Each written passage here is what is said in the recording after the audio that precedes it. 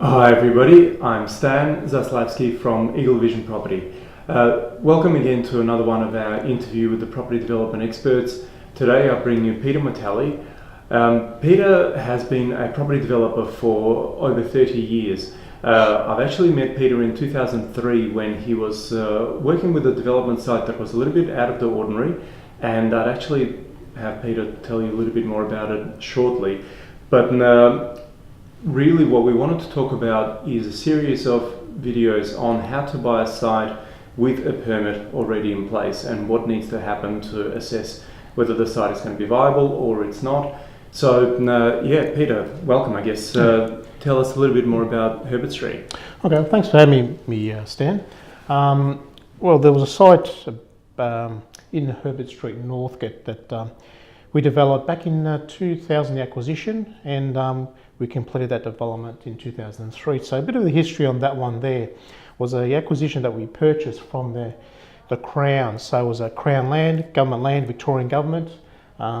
It was zoned industrial, so it's pretty raw land, and it was actually back onto a railway line. So there was a lot of constraints, and so we need to really look at this really hard, and a lot of time, a lot of thought, a lot of consultants involved. But with the acquisition of it was a straight out clean contract, so it was just a purchase, 10% deposit, settle it, so you couldn't get any terms or anything like that. So we really had to do a lot of due diligence prior to purchasing it. So anyway, we proceeded and we ended up purchasing it on the day of auction. We proceeded to first of all, we had to overcome, one of the issues was the constraint with the railway line was one. So that was one. The other issue was it was zoned industrial. So having industrial, couldn't build residential, we had to rezone it.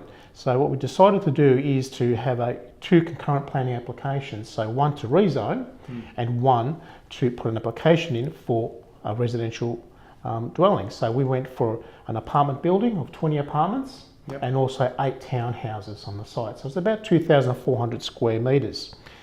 And also the other constraint it was very long and narrow. So one end was only 7 metres deep, the other end was 12 metres. So backing onto the wire right line.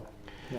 So we proceeded, and it took about 2 years to actually go through the whole hoops and the planning process, obtaining the permit and also the rezoning.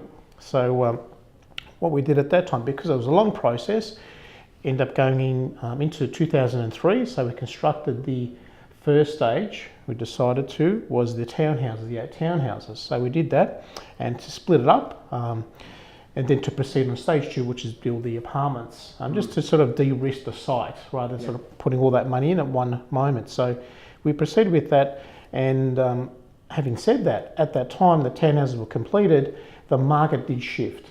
So 2003, 2004, the market did shift. The apartments market was a bit of a glut. The construction costs escalated, and we were trying to get this off the ground was becoming very difficult. Getting the construction costs skyrocketed. The pre-sales were coming down, trying to get them sold, so it just wasn't working at all.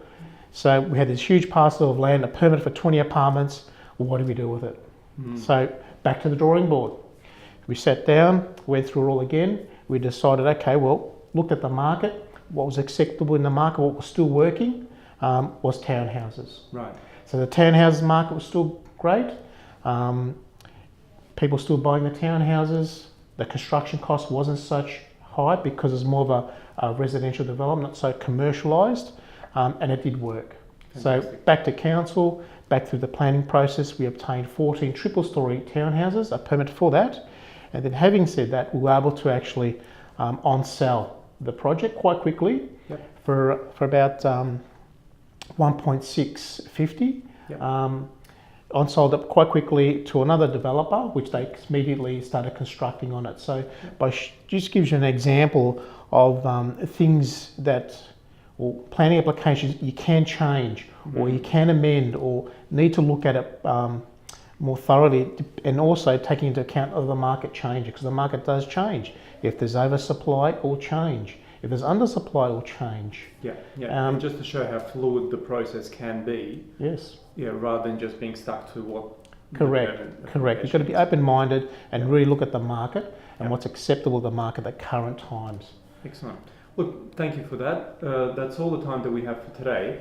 But in the next set of videos, as we said, will be more feasibility discussions and how to improve and optimize sites that may be on the market right now.